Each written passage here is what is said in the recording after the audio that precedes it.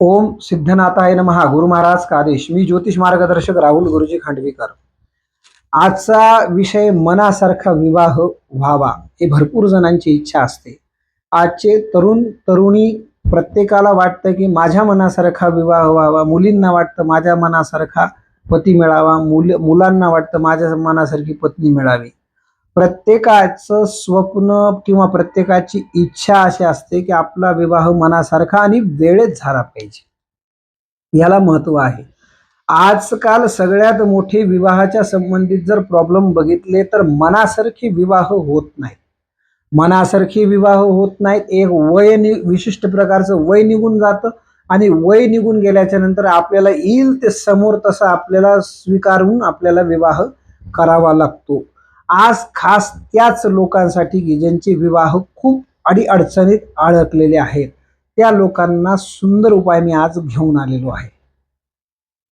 सगळ्यात महत्वाचा प्रामुख्याचा विषय असा आहे की मी कुठलीही उपासना तुम्हाला सांगतो, ती उपासना तुम्हाला एकनिष्ठेने आणि देवावर आणि नवनाथांवर श्रद्धा ठेवून करायची आहे.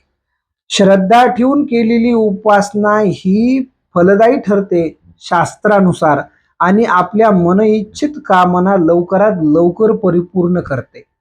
भरपूर लोकांचं म्हणणं असतं आम्ही व्हिडिओ तयार केला, आमचा व्हिडिओ पाहिला की म्हणतात मग हा उपाय नवरीनी किंवा नवरदेवानी किंवा मुलीनीच करावा का आई वडिलांनी करावा? नाही, हा उपाय त्या मुलींनी आणि त्या मुलांनीच करावा. आई वडिलांचा ह्याच्यामध्ये संबंध येत नाही.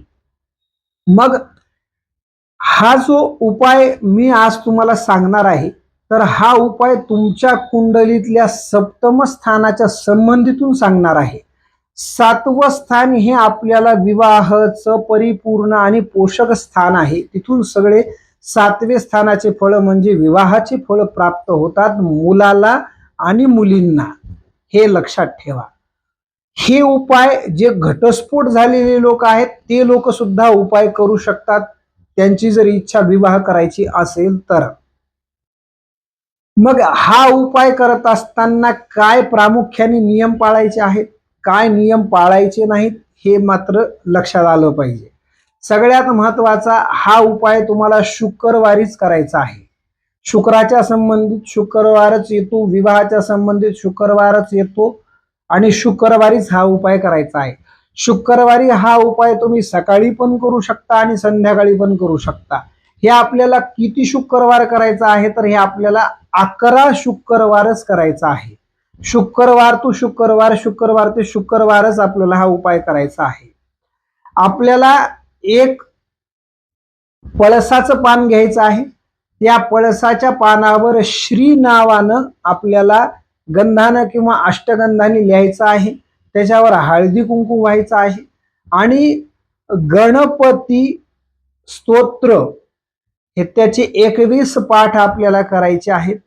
मुलींनी करायचे असेल तर सुपारी घ्यायची आहे आणि मुलांनी करायचे असतील तर 2 हळकुंड घ्यायचे आहेत. तर एक सुपारी मुलींनी घ्यायची आहे, त्याला पूर्ण गंध लावायचा आहे. ती सुपारी त्या पळसाच्या पानावर जिथं श्री काढलेला आहे त्याच्यावर ठेवायची आहे. हळदी कुंकू वाहून पूजा व्यवस्थित करायची, तुपाचा दिवा लावायचा आहे. 21 गणपती स्तोत्राचे पाठ करायचे आहेत.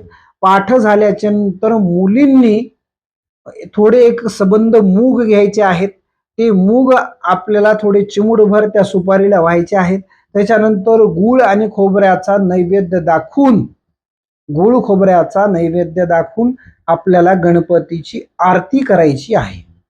हे आपल्याला 21 शुक्रवार करायचे आहे. बऱ्याच लोकांना असं वाटेल मग गणपतीची उपासना सांगितली आणि शुक्रवारचा काय संबंध आहे? विवाहाच्या संबंधित कुठलीही पूजा तुम्ही जर करत असाल तर ती शुक्रवारी नवनाथांनी सांगितलेलं आहे की ती शुक्रवारी अतिशय फलदायी ठरेल. मग आता मुलांनी काय करायचं आहे? 2 हळकुंड घ्यायचे आहेत. ते 2 हळकुंड लाल दोऱ्याने बांधायचे आहेत आणि ते त्या पानावर ठेवायचे आहेत. त्याच्यावर थोडी जिरे आणि थोडी मूग व्हायचे आहेत, हळदी कुंकू व्हायचं आहे आणि 21 गणपती स्तोत्राचे पाठ करायचे आहेत.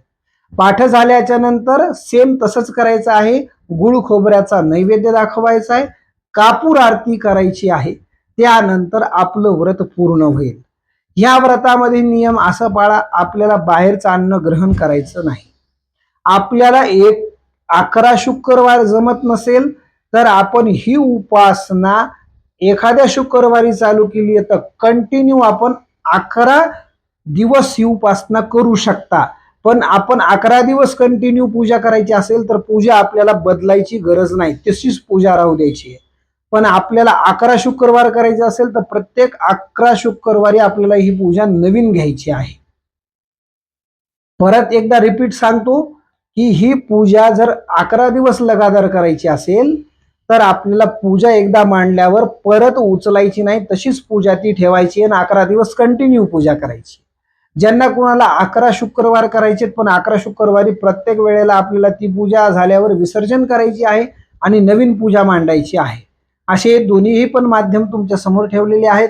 जसं जमेल तशी तुम्ही पूजा करा. तुमच्या मनइच्छित कामना पूर्ण होतीलच, पण तुमच्या मनासारखी विवाह होतील आणि विवाह असे होतील की ज्यांच्या पत्रिकेमध्ये घटस्फोटाचा योग असेल.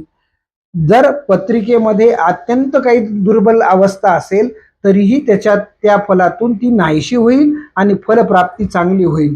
पण हे उपाय करायचे असतील आणि तुमची पत्रिका खूपच क्रिटिकल असेल तर पत्रिका मला जरूर दाखवा. पत्रिका दाखवूनच आपण हा उपाय केला तर अतिशय फलदायी ठरेल. पत्रिका बघण्यासाठी माझा खाली नंबर येत आहे, नंबरवर फोन करू शकता. आपल्याला पत्रिका बघायची असेल तरच मला तुम्ही फोन करा. आपण हा उपाय अवश्य करा. अधिक माहितीसाठी संपर्क करा. धन्यवाद.